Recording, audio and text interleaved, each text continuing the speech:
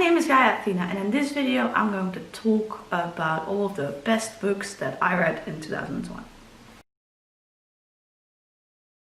First off, I'm going to mention the two worst, most disappointing books for me.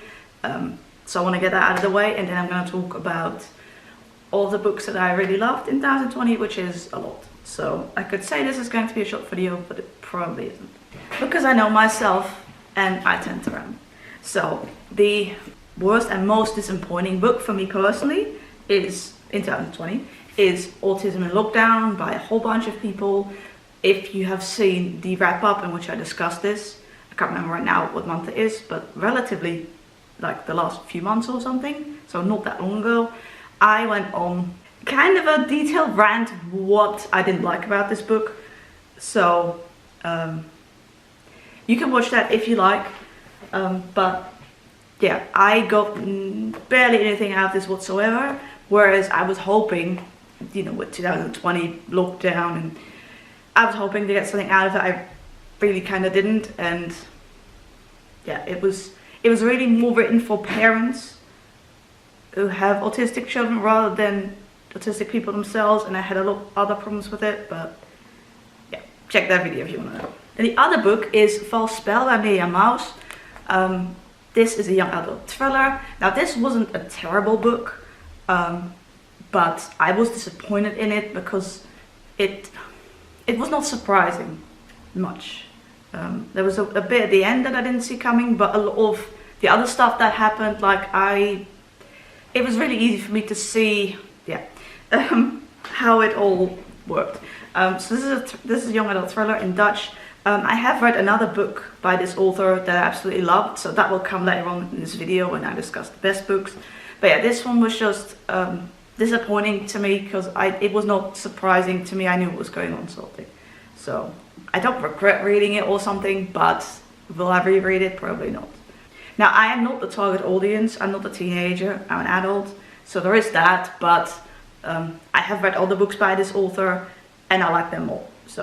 So now we get to the best books I read in 2020, and I have tried to categorize a little bit by what kind of like genre and age range and stuff like that. They are not in order of how I love them or something. I could narrow the list down if I really had to, but I have read just over 300 books in 2020, so it's really hard to, like, if I were to make just the top 10, let's say, so I'm not even sure how many books I picked. Although some of them are series, so then it's just like the series as a whole, if I read it whole in 2020. So yeah. Now I'm going to start with my rereads. I've reread quite a few things in 2020, and there are two series that I kind of want to just mention. I did really enjoy all the other rereads I did, but I didn't want to go through it all. I generally, if I reread a book, it's because I love that book. Or if I really liked it, but I hardly ever reread a book that I hated, so yeah. But I don't want to include them in like the rest of it because they were rereads, so I knew before going into it that I was probably going to like it, and yeah. So the first reread that I want to highlight is the Leesdame Files trilogy. So in 2020, Memento was released. It's a short story novella on Kindle, well, on ebook. I got it on Kindle, but it's probably on other ebook things as well, other e-readers. So I read that for the first time, and then I really felt in the mood to reread these, so I did. So in this series we have Illuminae by Amy Kaufman and Jay Kristoff. We have Gemina, again by the same authors, and we have Obsidio, again by the same authors. Now the first time I read this series, I didn't read them all back to back like I did now, because I think I read Illuminae before the others were out, and so on. But it made a lot more sense reading it now, like in the same month, let's say. And reading it the second time around made me pick up on certain things that I didn't see the first time around, like a foreshadowing things and stuff like that. This is a young adult science fiction trilogy, and it is told through like in varying interesting formats. So you have like messaging, you have like diary pages, you have the recordings of video cameras that are then transcribed by somebody, and a lot more other things, emails, stuff like that. So, and also like pages like this. I thought it was really creative, and I loved rereading this series. Yeah, sorry, because there's so many books, I can't really go into the synopsis for each of them. That would take a long time. So if you're interested in anything particular that you've never heard of, you can either ask me, or you can, you know, Google it or ask Goodreads. Okay, so the next series I reread that I wanted to highlight is the Void trilogy by Peter F. Hamilton. So we have The Dreaming Void and The Temporal Void, and then book 3, The Evolutionary Void. And so I reread this series in 2020. In 2019, I believe, I reread the 2 books that came before this. So there's the Commonwealth Saga with Pandora Star and Judas Unchained. But in 2020, I reread this series in preparation for what comes after this, which is the duology of Chronicles of the Fall. But that will come after, because that was not a reread. This is epic science fiction, although this Void trilogy has some also sort of fantasy elements, and I loved rereading this. The first time around when I read these, I struggled with a few parts in, I think it was book 2, and I'm not entirely sure. But now rereading them, I really liked all of it. Now we get to the books that I read that were new to me, which is most of them in this video. So next up I shall mention Chronicle of the Fallers by Peter F. Hamilton. So we have The Abyss Beyond Dreams, book 1, and Night Without Stars, book 2. So like I just said, these follow in on after the Void. Well, they take place in the same world as the Void trilogy, but you should read that first. Otherwise this will spoil that, and it also won't make much sense. So yeah, these were new to me, and I read both of them in 2020, and I really liked them. I didn't enjoy them maybe quite as much as his earlier work, because this is newer, and a white author, still uses the white as default trope. Now back in the 1980s, I feel that was more acceptable back then, but now it isn't, although I should say these are already, this one's from 2014, so they're not like extremely new, because he has published some more books since then, but I like to wait until they're all out in the series to then read them, because otherwise I don't like cliffhangers, and also my memory is not great. So yeah, I really enjoyed finally getting to read these. So that's also why I reread the other books. And the next thing I want to highlight is again a series, and that is a science fiction series also. And it is the Themis Files series, which is by Sylvain Novelle. So we have Sleeping Giants, book 1, Waking Gods, book 2, and Only Human, book 3. And there are also 4 free short stories to read that take place before, in the middle, and after, if that makes sense. You can read them for free on the author's website. I did. That was also very nice. I love this, and I wasn't sure what to expect, because I have heard people talk about this series, particularly in previous years, but I don't think I owned it yet at the time. I didn't buy it yet because I was trying to find book 3 in the same edition as the first 2, so that I would have the 3 of them matching, for that I would buy all 3 of them. And then in 2019, I think actually maybe one of the last times that I was in a bookshop, second half of 2019 somewhere, I found these 3 there, and so I bought them. And then in 2020, I read them. So this was great. I mean, obviously all of the books in this video, other than the disappointing ones, were great. So but yeah, I love this. It's science fiction. It's not as like the Peter F. Hamilton books I just talked about. They have lots of different main characters and multiple plot lines going on, all of that. This is not as much like that. It has fewer main characters. It's not as epic, although it is epic in scale, but not in terms of many characters, if that makes sense. Anyway, I love this. And this series is also told through files, interviews and diary entries, which was, I thought, really interesting format. And yeah, I love this. We should move on really, because I've got way more to get through. Now the next series is a one that I buddy read in 2020, and that is the Artemis Fowl series. Ooh. And that is the Artemis Fowl series by Owen Colfer, which I buddy read with Olivia from Olivia's Catastrophe. Now, I haven't gotten all of the books here because my copy of book 2 turned out to be extremely dusty and probably was with somebody who owned a cat, because I was very allergic reading that book. So it is on my bookshelf but in a bag, so I didn't want to get that out because I would get allergic again. So I decided to just get book 1 out, which is just Artemis Fowl, and the last book, the 8th book, which is Artemis Fowl and the Last Guardian, or the Laatste Bewaak. So I didn't need to, I didn't want to touch the dirty book. I hope to find book 2 sometime in a bare condition for a good price, and then I can buy that one and get rid of the old one.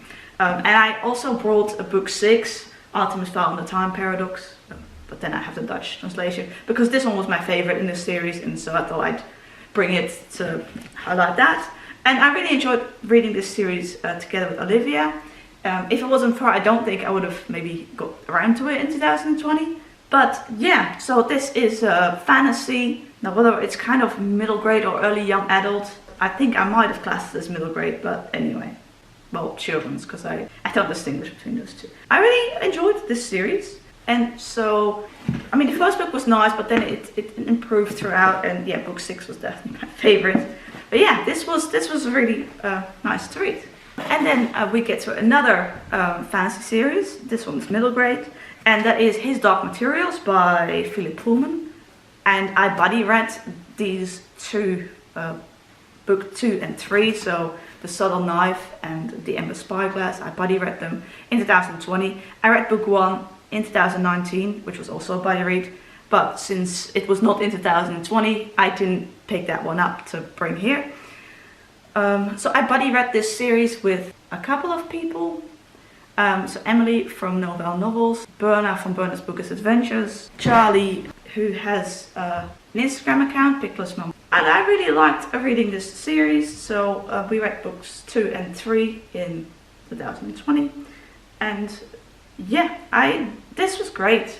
I really liked them. So, I mean, I like all of the books on this list. I think I need to stop saying that, but yeah. And it was also really nice to buddy read these. Well, I enjoyed all my buddy reads. So next up is another middle grade fantasy series, and namely Fablehaven by Brandon Mull. And I'm sorry for the condition of this box set. I can't seem to put it back together. So this is Fablehaven by Brandon Mull. There's 5 books. I buddy read these together with Linda from Linda's World of Books. And we both really like this series. We read 1 book a month. I think we started in August. I really like this. Then next up, I want to mention another series, although I didn't read all of the books in 2020. But that is the Haunted Guesthouse Mystery Series by A.J. Kopperman. So in 2020, I read 5 physical books in this series and 2 short stories, novellas as ebooks on my Kindle. So I'm currently reading, this is book 4, 5, 6, 7 and 8, and I read the first 3 books apparently in 2019. I'm currently reading book 9 of this. There are 10 in total. I read this together with my friend Sarah, and we will probably be reading book 10 in 2020 as well, possibly in February. But that one is only available as on the Kindle. I think that was a really pricey second-hand hardcover, so I decided to buy the ebook instead. But anyway, this is a cozy mystery series with paranormal elements, in the sense that there are ghosts, as the title suggests. So we have Ghost in the Wind, which is book 4. We have Inspector Spectre, The Thrill of the Haunt, Chance of a Ghost, and Spouse on Haunted Hill. And I hope these are in the correct order, because this is how they were on my bookshelf. But if they were not, then I apologize. But you should be able to find that information somewhere. But because it's not directly on the books itself. I really like this series, especially as you get to know all the characters throughout the series. And so yeah, I really love this. But I don't read that many cozy mysteries. So I'm not the best person to give you advice on that. Although my friend Sarah, she does read a lot of cozy mysteries. And she enjoyed these as well, but she's enjoyed lots of others as well anyway. Then we get to a manga series. This is the Desnoods series by Tsugumi Oba and Takeshi Obata, if I am saying that correctly. And in 2020 I read all of these. So there is 12 main manga volumes, and then the 13th book kind of has some little extra stuff. And after that I also watched the TV series, or well, rewatched, because I had seen part of it before, part of it I hadn't anyway. This is kind of a young adult thriller with some paranormal fantasy elements, I guess, because the Shinigami, the death gods, are involved. And I really liked reading this series. Yeah, I mean, okay, I like all of these books. We need to stop saying that. So yeah, this was great, and I think it will also be good to reread in some years' time or something. Then I would like to mention another manga series, duology, that is My Brother's Husband, volumes 1 and 2 by Gengoro Tagame.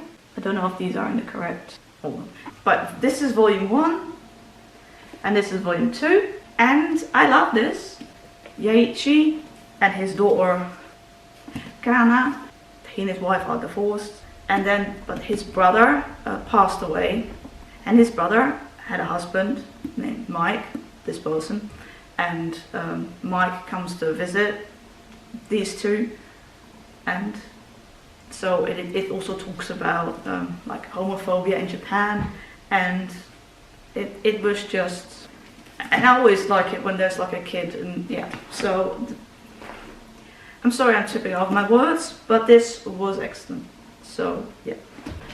The next book is Almost American Girl by Robin Ha. This is a graphic memoir about a girl from Korea whose mother at some point in her life decides that she and her daughter will travel to the United States, and so they move to the United States, and the book is about how Robin deals with this and the language barrier and all of that.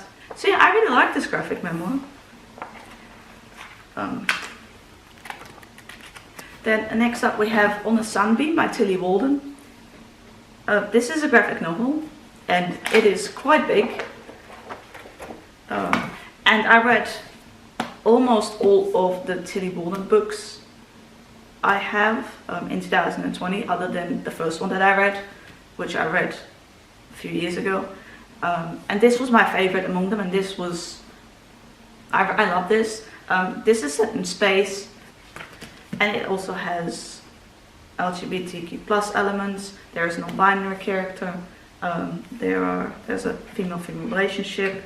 This was really good. Also, you can read this on the author's website as well. So you don't necessarily have to buy this physical book.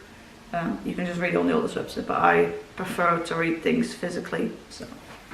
Plus, I like supporting the author when I like their work. Now, in 2020, I also read Heartstopper Volume 3 by Alice Oseman. Well, it came out in 2020, so obviously. This is Volume 3 in the Heartstopper series. I actually reread books 1 and 2 as well, just before reading this one. But rather than putting them in rereads, I can just mention them here. So I loved reading volumes 1 and 2 again, and I read volume 3, which I also loved. And I like this one seemed to touch on some more like deeper and darker stuff. And yeah, I really look forward to volume 4, which should be out sometime this year.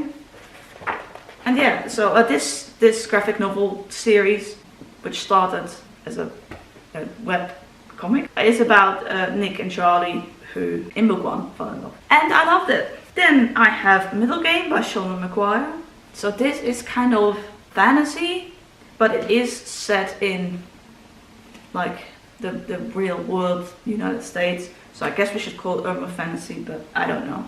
And I picked this up not really knowing what it would be like, because people had tried to describe it in their videos, but I never really got a good sense of it. I really like the author's Wayward Children books. I have read the first 4. I do have the 5th book, but I haven't read it yet. And I believe, I've heard the 6th book is coming out soon. But yeah, so I actually love this. It is very different from many other books I've read. It's kind of, yeah, it's hard to explain. It's kind of its own thing. I did find out there is going to be a second book, and there was also kind of like a companion book, Over the Woodward Wall, but I haven't read that, so I do own it. So yeah, I loved it. Then I have The Christmasaurus by Tom Fletcher. This is book 1, The Christmasaurus. I buddy read this together with Linda from Linda's World of Books and Nichi from Dark Between Pages. And we all thought this was really cute and adorable. It's a Christmas story. I read it in December. So it's about the Christmasaurus and William, and it has also really nice illustrations. And it was, yeah, it was really cute. Then we have The Midnight Library by Matt Haig. This was another book I really loved. This book is about Nora, who decides that she wants to die. She ends up in what is called the Midnight Library, and she gets to kind of live her life through what would have happened if she had made a different choice. So it is a little bit like time travel, alternate world kind of thing, and I love that stuff. So yeah, I love this book, but yeah, I love this. Then I have Boy 7 by Mia Mouse. This is the book I was talking about when in the beginning of this video I discussed the book False Spell, which was disappointing to me. However, this book, it's also a young adult thriller by the same author. I love this. So this is about a boy who finds himself like on an empty field and doesn't remember anything of how he got there. I enjoyed this a lot.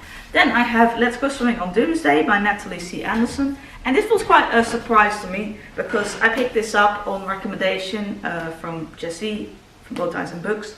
And they said they loved this book. But I haven't seen anyone else talk about it. But I did buy it and I felt in the mood, so I decided to read it. This is a young adult kind of thriller.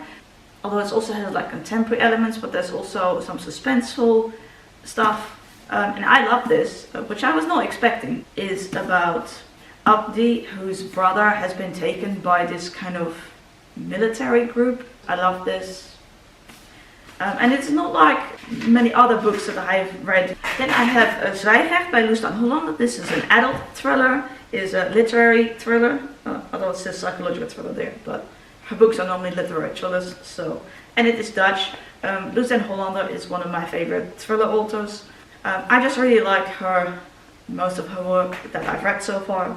And they also feel sort of comforting to me, which I don't know, might be a weird thing to say about thrillers, but she just has kind of like an easy writing style, usually short chapters, and I really enjoy, yeah, her stuff. I actually read 2 books by her in 2020, but I decided to pick one, and this one was more memorable to me. And when I started this, I was just looking, I needed something. Well, this was just what I needed in that time, let's put it that way. And now I know this is not like the most suspenseful, plot-driven book, but I really enjoyed it. Then we get to Soul Kill Girls by Claire Legrand. This is a young adult horror book, and I don't read a lot of horror. And I actually won this in a giveaway from Sasha from Well Read and Half Dead. And if it wasn't for her giveaway, I probably wouldn't have picked up this book. So I'm really grateful to her because I love this. It takes place on an island, and there's 3 main points of view, and there are some horror things going on. I'm just going to leave it at that. I love this. The next book that I loved is A Song for Tomorrow by Alice Peterson. This is based on the life of an actual person, Alice, who has cystic fibrosis. And this book is kind of a fictionalized account of her life. And the author did this in collaboration also with her family, but not the author's family, the Alice's family, the woman that this book is about. So Alice has cystic fibrosis, but she really wants to be a singer. There are some fictional elements in this, like I said, but I love this book. And I picked this up because of a recommendation from Charlotte from Books and Bargains. And yeah, it was amazing. Then we have Komago by Stephanie Bond, and I bought this years ago after somebody recommended it to me. This was before I had my booktube channel, so that doesn't matter. But this managed to surprise me because I didn't have much expectations. I hadn't heard anything from anybody else. It's an independently published book. It started off as an ebook, and then this paperback was made. And I loved this. I wasn't expecting that it would be so good, but I thought it was. So this is about a woman who's in a coma, and she can't move or see anything, but she can hear everything going on around her. And you know, you wouldn't necessarily think that might make for a great story, but this was excellent. Then I have The Flat Share by Beth O'Leary. This was another recommendation from Charlotte from Books and Bargains, and I love this. So the tagline is Tiffany and Leon share a bed, Tiffany and Leon had never met, and I love this, creating a lot of mess on the floor with books. Then I have Some Places More Than Others by Renee Watson. This was recommended to me by Olivia from Olivia's Catastrophe. And some of these books that I haven't mentioned who are recommended to me have been recommended by multiple people, but when I remember if it's one specific person, I like to say. And I love this. So this is about a black girl, and she wants to meet her father's family in New York City. She wants to learn more about her heritage, her roots, and it was amazing. It's middle grade. After finishing this and loving it, I then had to go and buy the author's other books that I could find at least. So, because I like this one. Then I have Out of My Mind by Sharon M. Draper, which was also a recommendation from Olivia, from Olivia's Catastrophe. And I love this as well. This is again middle grade. I loved it. This is about Melody, who can't talk and can't walk. So it has a disabled main character. So one day Melody gets the chance to communicate with other people, and yeah, I love it. Then the next 4 books are 4 books written in verse that I love. 2019, I read 2 books in verse for the first time, and one of them I liked, which was The Poet X by Elizabeth Acevedo, and one of them I really didn't like, which was Long Way Down by Jason Reynolds, which is a book that a lot of people really love. I didn't, because the ending was too open-ended for me, and that made me kind of think I wasn't sure if books in verse were kind of my thing, because I don't generally like poetry. I find it really difficult to understand, which I'm sure partly is because in high school we had to read some medieval English poetry, and I'm Dutch, so, and it was extremely difficult to read and extremely hard for me to understand, because my brain is just not like, metaphors and stuff are difficult unless I've come up with them myself. But so those were really difficult for me to understand, and it kind of put me off poetry. So I guess that is a thank you to whoever decided that that should be in the curriculum. But the 4 books that I read that were in verse in 2020, I all loved. So that's great, and I'm not going to let a book being in verse put me off a book again. So these are in no particular order. The first one is Inside Out and Back Again by Thana Lai. And this is a fictional story, but it is based on her own life experiences, the author's own life experiences. Ha, the main character, lives in Saigon, but around the age of 10, the Vietnam War reaches her home, and so she and her family have to flee in ships to the United States. And so this book is about that, and I love this. And the format seemed to really fit really well, because it's written in English. Obviously the main character, being a 10-year-old, has to learn English once she goes to the United States and all that, and yeah, I love this, it was amazing. Then we have Clap When You Land by Elizabeth Acevedo. This is the author's 3rd book. Her first book was The Poet X, which I've just mentioned. Her second book was With the Fire on High, which I also read in 2020, and I really liked. This is her 3rd book, Clap When You Land, which I again read in 2020, and I loved, but I decided rather than showing you the 2 books of her, between the 2 that I read in 2020, I like this one the most. So that's why I brought this one, but With the Fire on High was also really nice. So this is written in verse, but The Fire on High is not. And it is about 2 girls who have the same father, but then the father dies in a plane accident, but they don't know of each other's existence, so they live in like different families, if that makes sense. I love this. Then we have The Black Flamingo by Dean Atta. And this is again a book in verse, and I loved it.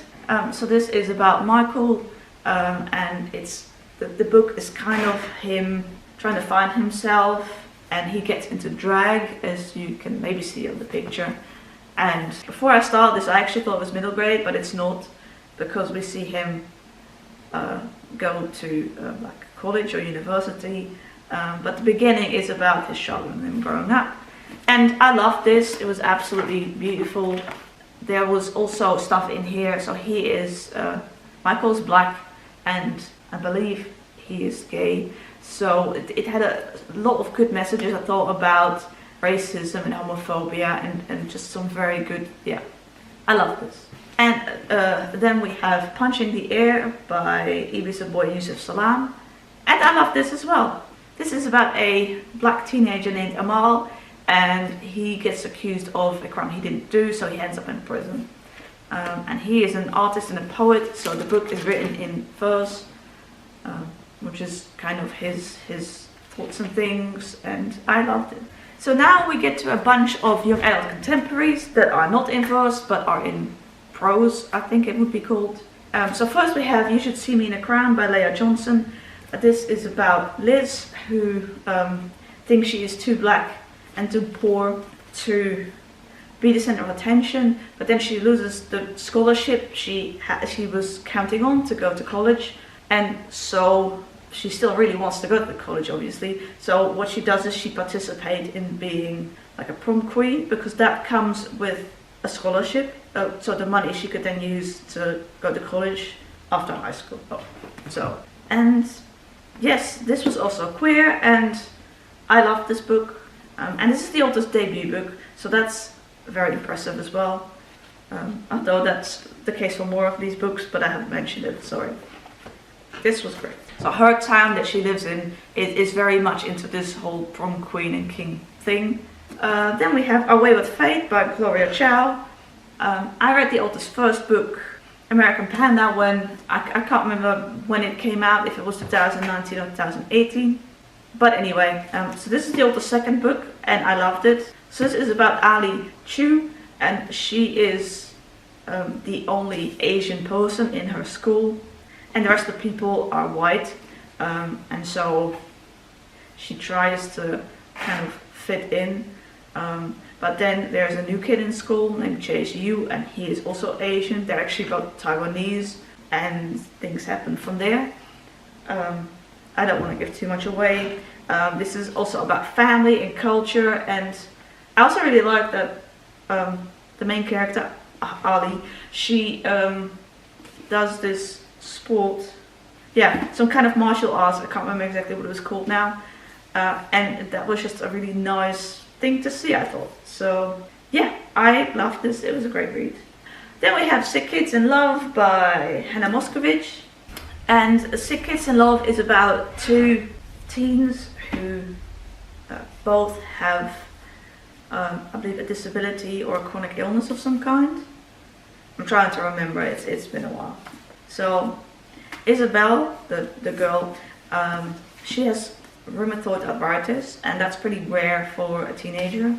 And then she meets, I can't remember his name right now, but the other main character, and he has a chronic illness that is very rare, and so they both understand what it means to be sick. Although the book is written just from her point of view, and I love this. This had some really good messages also on chronic illness and disabilities and such. Then we have two books by the same author. The first one is No Big Deal by Bethany Rutter, and the second one is Melt My Heart by Bethany Rutter. I read both of these in 2020, so No Big Deal is her debut book. Melt My Heart is her second book, and it came out in summer 2020 somewhere. And I love both of these. So both of these feature main characters who are fat. They're both white. And the author is also fat, so it is on voices in that way. So No Big Deal is about Emily, and she has no problem with how her body is, but other people do. So it is about her trying to find love. She also really likes music, and yeah, for a fat person like myself, it is just really nice to see ourselves in a protagonist, and also a protagonist who just likes herself, if that makes sense, rather than, let's say, a fat protagonist who wants to lose weight and then, you know, I don't even know, but like, just, yeah.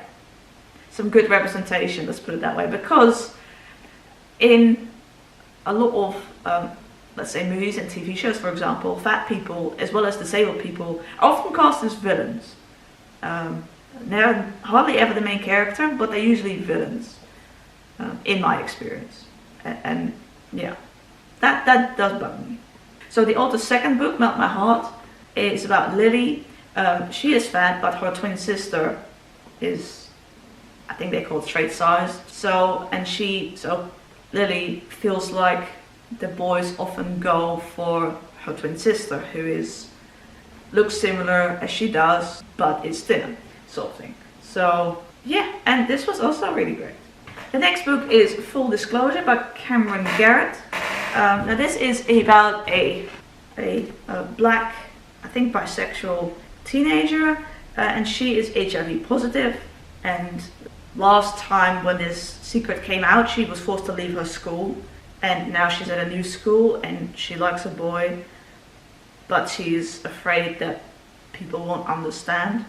So she is HIV positive, but she doesn't have AIDS, if that makes sense. So she has medication that, well, there's a lot more explanation on that in this book, which I really appreciated because I didn't know lots about it, especially not with like nowadays more modern medicine, because when I was taught about AIDS, that was many years ago. So anyway, she got it from her mother, her birth mother I should say, and she lived with her two dads who I think adopted her.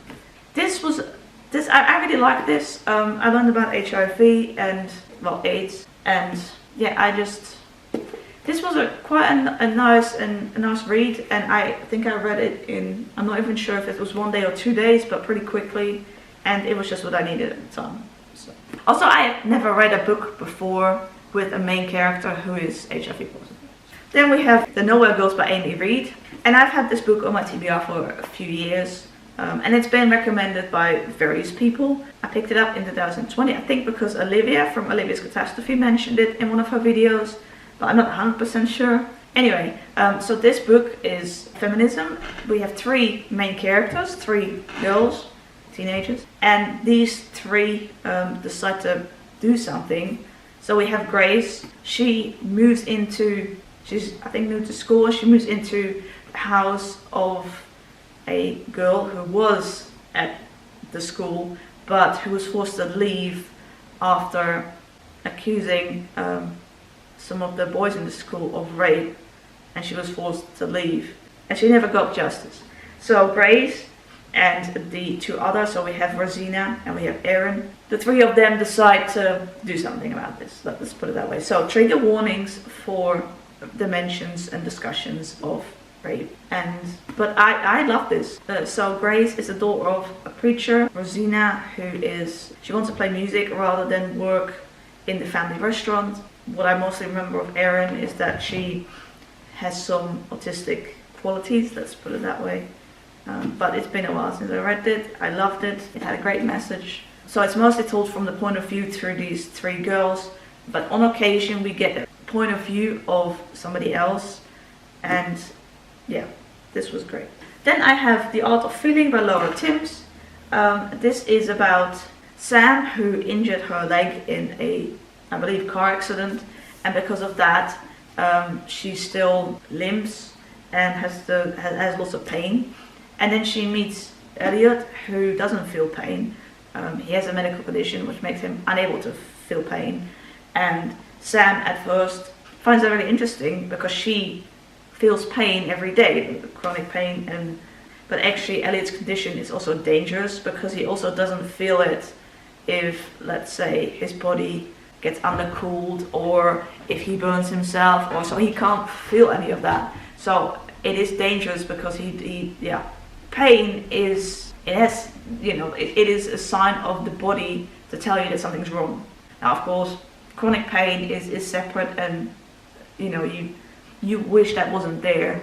So this was really nice, and Elliot has also some autistic qualities, let's put it that way, and I love this. Then I have Scars Like Wings by Erin Stewart, and this is about a teenager named Ava Lee, and she got burned badly in fire. So the book takes place a year after that. She has to go to school again. She wasn't at school for a while. She has to go to high school again now. And so she, of course, struggled because she is afraid that people won't accept her because of how she looks, because her body is, I'm gonna say, like largely burnt. At least definitely a big part of her face. Now I don't quite remember all the details, but I remember I really loved this because my face has scars and wounds, and it's had that for a long time. So I was also bullied because of that and because of other reasons. So I could relate to the main character in that sense, if that makes sense. But so I love this. Then we have This Is Going to Hurt by Adam Kay. This is the memoir of Adam Kay, who was a doctor, junior doctor at a, I think, maternity ward. I picked this up because Emily from Novelle Novels recommended this. And after that, other people recommended it as well. But I bought it after she mentioned it in her videos. And so this is kind of like the diary of him, of specific days and what happens. He does explain in footnotes what certain like medical terms and medical procedures mean. So if you have difficulty with reading about such things particularly, you might want to be careful before going into this. For me, it really depends what it exactly is, and I find it easier to read about in a book than seeing it on TV. Like, I can't watch surgeries on TV. I can't do that. But reading about it, I can do that. So, but yeah, this was great. It was funny. It was nice to learn about how things worked. Oh, so this takes place in Britain. So this is about the NHS and stuff. So things probably don't work quite the same way in my country, the Netherlands. I did also read a memoir by a Dutch medical person, but I didn't love that one as much as I loved this one, so I chose to talk about this one, but I like that one a lot as well. I did also read the kind of sequel companion that came out after this, but I didn't love it as much as this one. So then we have another memoir, and it is Drugs by Francine Regeling, and this is written by someone with ADHD, hence so drugs can also mean medication, and drug, so that word in Dutch can mean, well, it can mean a variety of things, but it can also mean hyperactive, like very busy and hyperactive, and it can also mean pressure. But anyway, that's beside the point. That's just what the title means. And so this is about somebody with ADHD, but basically her memoir. And it is from the same publisher as Bianca Tups's book, Maar je ziet er toch helemaal niet autistisch uit, which I loved. And I love this one as well. I am autistic and have ADD, so I don't have the age part, but I do have the trouble with concentration part. And I love this, and I think that is one that I will reread in the future. Now, we're getting slowly towards the end of all of these books, and I would hope so, because who knows how much footage I have now. Then I have Desnoods, hele wereld by Eva Louise Bakker. I didn't actually remember that I read this in 2020 because it seems like such a long time ago. But my notes show that I did read this in like the first part of 2020. So it is quite a few months ago. This is an On Voices novel about an autistic character. And well, that's why I picked it up. Because I read a review of this on a blog from Leesdame, who is probably not watching this, but the book sounded great. It had, I think, just come out or was going to come out, and I love this. So the main character of this book is Anna. This is an adult book, by the way. And one day Anna sees suddenly on her bank account that there is a large sum of money there. And so she is going to, throughout this book, she's going to try to figure out who sent her this money and why. And of course, I enjoyed, recognizing a lot of things, and I also enjoyed the story. Okay. Then we have another novel, also an On Voices autistic. This is Wegens familieomstandigheden gesloten. This is a novel by Sigrid Landman, who herself is autistic. And she has also written, so she's written 4 memoirs and 1 other novel. But this was her first novel. And unfortunately, apparently her novels didn't do that well. They're also published by a small publisher, all of her books. But I love this, so it is a shame that not more people, I mean obviously it's in Dutch, so most of my audience can't read it, but yeah. So this is about Michelle, who is autistic and bullied a lot because of that, and that part for me was hard to read. So trigger warning for bullying, because I was bullied a lot too, and so reading about it made me think back of those times. So that was hard, but probably in the end maybe good for me, but wegens die omstandigheden gesloten. So Michelle's birth mother couldn't handle the care of Michelle, and so Michelle grows up in the family of her uncle, but without knowing. So Michelle, as a part-time job, she comes to people's houses and helps them with certain things and cleans for them and stuff. I don't quite remember, and so she comes into the house of her birth mother, Yolanda, and Yolanda knows this, but Michelle doesn't. So they start to become friends, but then Michelle finds out why. Yeah, I love this. And of course I recognize lots of things. Almost at the end, then we have Stim, an autistic anthology edited by Lizzie Huxley Jones. And so this is an anthology. It has pieces of quite a few authors and artists. They're not just there, so it's a variety of things. So there are some short stories, some non-fiction essay kind of things. There are pieces of art. It's a real mixture of different things and different genres. And there was only one story that I didn't like. I really liked all the others. So yeah, but I did want to mention it. It was just that one bit. I really loved all the other stuff. And then the last book is Zondagsleven by Judith Visser. This is a sequel to Zondagskind, which was my favorite book, I think in 2018 when it came out and I read it. And in 2020 the sequel came out. So I reread first Zondagskind and loved it again. I haven't mentioned it in my reread section because I thought I'd mention it when I'm talking about this book, but I absolutely loved it again. Then I read Zondagsleven, which I also absolutely loved and is my favorite book of 2020. If I have to pick one, this is it. But it's in Dutch, so not that useful for most people, except if it were to get translated. But I absolutely love this. So this is based on the author's own life. So book 1 was about her growing up. So basically her childhood and growing up until she was about in her maybe like 20 or something like that. And so this is her life as an adult, but Judith Visser didn't know she was autistic until quite late in her life, whereas the main character, Jasmijn, in the beginning of this book, she knows she has an autism diagnosis. So that makes the situation a little bit different. So it is also kind of how would Judith's life have been had she known she had autism, sort of thing. So in this book, Jasmijn starts to work in an office as a receptionist, I believe, and so things go on from there. I loved it. I loved every page of it, and I think I will definitely reread these two favorite books of mine in the future. So if I had to pick just one book, this would be it, but if I have to make a top 5 or a top 10, that would be a lot more difficult. I thought I would save that one for last. If you're still here, thank you very much for watching. I'm sorry that I picked a lot of books to talk about, but then I also read a lot of books, so picking only just 10 from 300 is difficult. So I hope you didn't mind. Hopefully there was at least a book of some genre in here that you like to read, because I know I read a variety of things, and some people do, some people don't.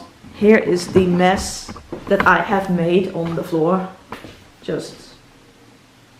Yeah, I thought I would quickly show that. Thank you very much for watching this video. I hope after this, then I am going to do my statistics videos of my my reading in 2020, and also my reading in 2020 compared to earlier years. And I really look forward to make that, and I hope you enjoy watching that as well when I am done with it and uploaded. I read a lot of books in 2020 and a lot of good ones. So there were only 2 that I really didn't like, which were at the beginning of this video, and the rest were at least alright reads, good reads, and fantastic reads. So, and you know, there are more books than this that I rated 5 stars, but well, this is a selection I made. I haven't even counted how many there are. I don't know if I want to. Anyway, thank you very much for watching this video, and I hope to see you in my next one. Bye!